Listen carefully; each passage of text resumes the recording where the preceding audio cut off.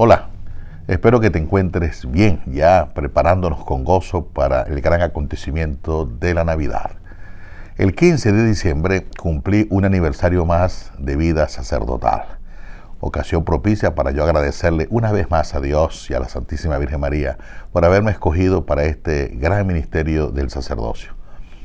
Quiero expresar mi agradecimiento en primer lugar a mi familia, al señor obispo de mi diócesis, a mis hermanos sacerdotes y a todas aquellas personas que de una u otra forma me expresaron sus deseos, sus manifestaciones de aprecio y cariño, elevando por mí una oración.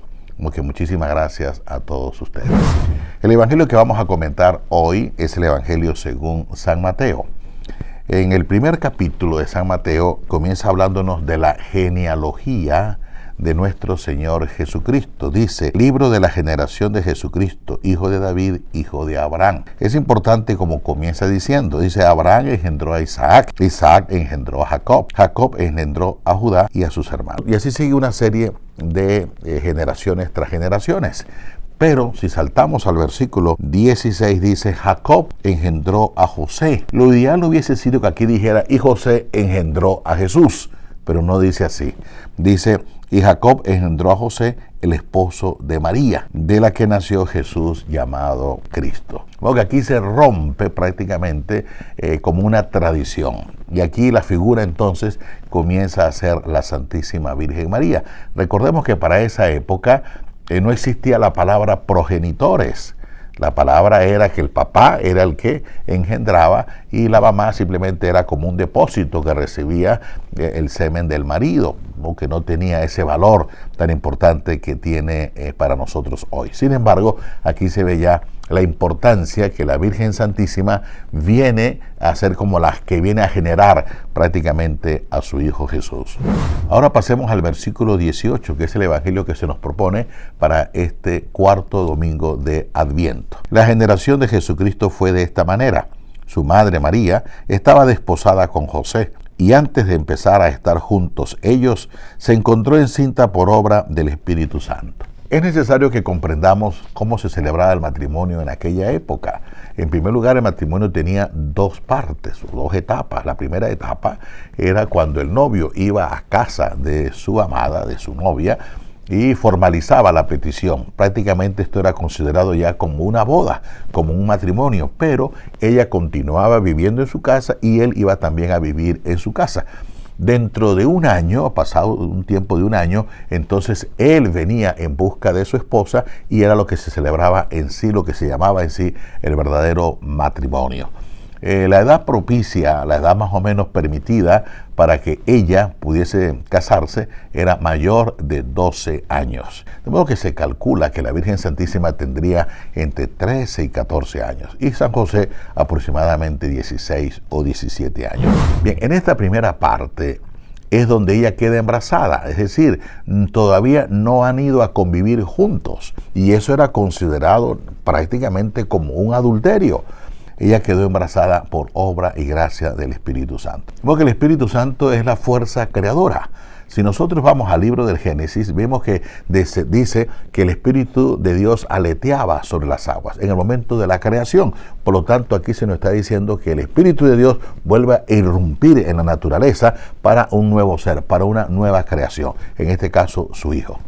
Continúa el Evangelio diciendo, su marido José, como era justo y no quería ponerla en evidencia, resolvió repudiarla en secreto. La palabra justo sería una persona cumplidora, respetuosa de las normas y de las leyes. Y José era un hombre cumplidor de las normas, de los decretos, de las leyes, de la Torá, de los primeros libros de las Sagradas Escrituras. Y en esos libros, sobre todo en el libro de los Números, estaba contemplado que si en ese periodo una persona, en este caso una mujer, cometía adulterio, el marido tenía la obligación de repudiarla.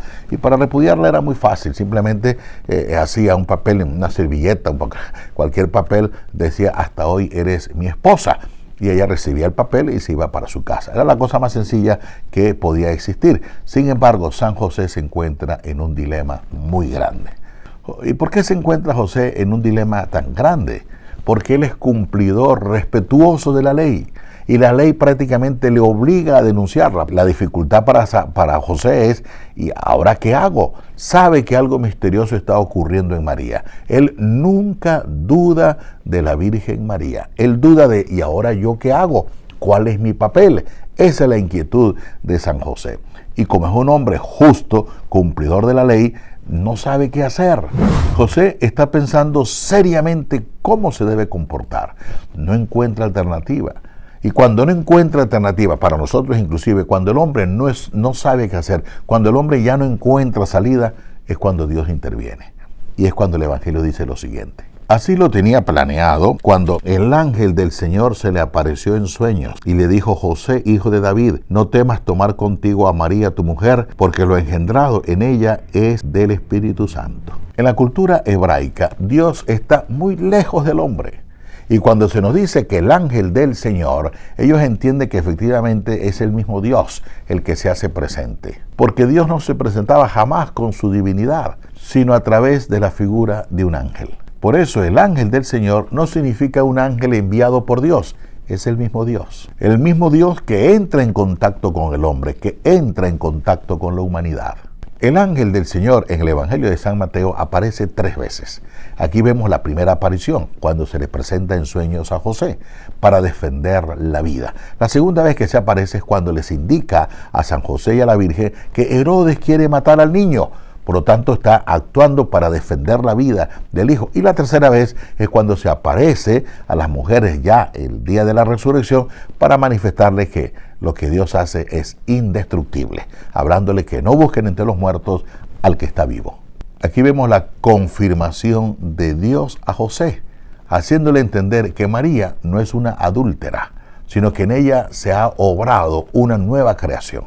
Ha sido Dios el que ha intervenido de nuevo en la humanidad. Pero entonces ahora viene cuál es la figura de San José, y nos lo dice el ángel. Dará a luz un hijo, y tú le pondrás por nombre Jesús, porque salvará a su pueblo de sus pecados. Cuando el ángel le dice, dará a luz un hijo, y tú le pondrás por nombre Jesús, le está diciendo, tú vas a ser el padre legal. No el padre biológico, el padre legal, que para ellos es sumamente importante. Y cuando dice, le pondrás por nombre Jesús, porque salvará a su pueblo de sus pecados. Esa palabra en hebreo es muy cercana, la palabra Jesús es muy cercana a la palabra de salvación. Es como si nosotros dijésemos en español, por ejemplo, y se va a llamar Salvador. ¿Por qué? Porque salvará. Es decir, tiene un común significado. Continúa el Evangelio diciendo, todo esto sucedió para que se cumpliese el oráculo del Señor por medio del profeta. Ved que la Virgen concebirá y dará a luz un hijo, y le pondrán por nombre Emmanuel, que traducido significa Dios con nosotros. Es aquí a donde el evangelista nos quiere traer. Que entendamos que Dios no es un Dios lejano. Es un Dios muy cercano, Dios con nosotros. Y en repetidas veces Jesucristo nos lo dijo a lo largo de su vida. Yo siempre estaré con ustedes hasta el fin del mundo. Es decir, un recordatorio, porque esa gente tenía la mentalidad de que Dios estaba lejano. Por eso no es un Dios que nosotros debemos buscar, sino todo lo contrario, es un Dios a quien nosotros debemos acoger. Continuemos. Despertado José del sueño, hizo como el ángel del Señor le había mandado y tomó consigo a su mujer. José acepta ser padre de Jesús. En la cultura hebraica, la paternidad legal es fundamental. Crea un vínculo verdadero, un vínculo de familia. El hecho de que José tome consigo a María y la lleve a su casa, está reconociendo como legítimo al hijo que hay en el vientre de la Virgen. Y esto viene a conectar, por lo tanto, con la historia del pueblo de Israel, la historia de la promesa que se le había hecho a David, que de su descendencia nacería el Mesías. Por lo tanto, quien le va a dar el sentido de mesianismo a Jesús es José. Entonces, San José tiene un rol importantísimo en la vida de Jesús. Sin María, Jesús no hubiera podido venir al mundo. Y sin San José, Jesús no hubiera podido ser el Mesías. ¿Por qué? Porque el Mesías venía de la descendencia de David. Bien, desde ya les deseo pues que a todos que tengan una feliz Navidad. Y Dios y la Virgen les bendiga. En el nombre del Padre, del Hijo y del Espíritu.